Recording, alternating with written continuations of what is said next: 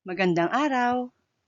May panibago tayong pagsasanay ngayon tungkol sa mga bantas na tuldok, kuwit, tandang pananong, tandang padamdam, tutuldok, panipi, at gitling. Ang paliwanag tungkol sa mga bantas na ito ay nasa hiwalay na video. Sabihin ang tama kung wasto ang pagkakagamit ng lahat ng bantas sa pangungusap. Mali kung hindi. Pagkabasa ko ng isang pangungusap, i-pause muna ang video na ito upang mapag-isipan ang sagot. Kapag handa ka nang malaman ang sagot, i-play muli ang video para dito. Bilang 1.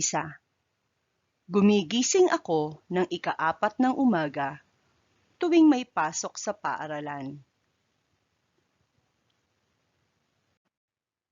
Mali.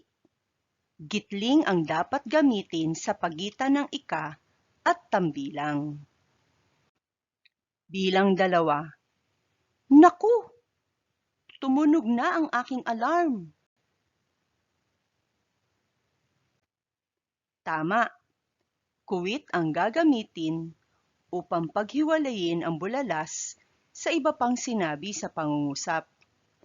Maaaring tandang padamdam ang gamitin dito kung sinimulan sa malaking titik ang salitang tumunog. Ang katapusan ng pangungusap na padamdam ay tandang padamdam. Bilang 3. Kailangan ko nang gumising at makapag-almusal. Tama. Gigitlingan ang salitang makapag-almusal upang hindi ito mabasa bilang ma-ka-pa-gal-musal. Tutuldukan ito sa hulihan dahil ito ay pangungusap na pasalaysay. Bilang 4. Mahimbing ba ang tulog mo? Tanong ng aking ina. Mali. Tandang pananong dapat ang nakalagay pagkatapos ng salitang mo dahil pangungusap na pananong ang sinabi ng nanay. Bilang 5. Nagsisimula ang aming panalangin sa ganap na ika-7 at 5 ng umaga. Mali. Tutuldok dapat ang ginamit sa pagitan ng oras at minuto. Bilang 6. Ang mga kapangkat ko sa gawain sa science ay sina Alpha, Bravo, Charlie, at Delta. Tama. Kuwit ang ginagamit sa serye ng 3 o higit pang ideya na ginamitan ng pang-ugnay. Tuldok ang ginagamit sa katapusan ng pangungusap na pasalaysay. Bilang 7. May pinag-usapan kaming kani-kaniyang gagawin para mabilis naming matapos ang aming proyekto. Mali. Gitling ang dapat na gamitin sa salitang pinag-usapan upang hindi ito mabasa bilang pinag-usapan. Bilang 8. Nakipagtulungan ang lahat, kaya naipasa na namin ito agad kay Ginang Echo. Tama. Tuldok ang ginagamit sa pagdadaglat ng salitang ginang. Tuldok din ang ginagamit sa pangungusap na pasalaysay.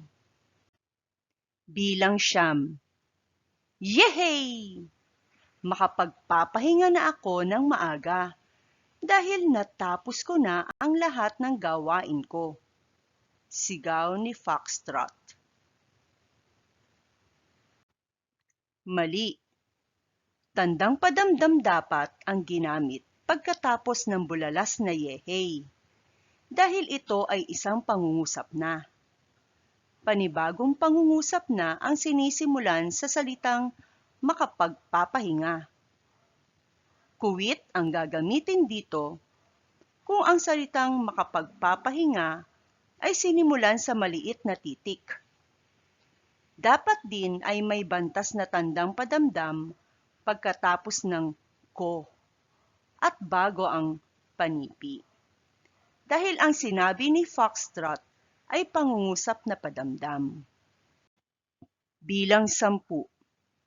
Mabuti na lang at marunong akong mag-budget ng oras. Wika ni Oscar.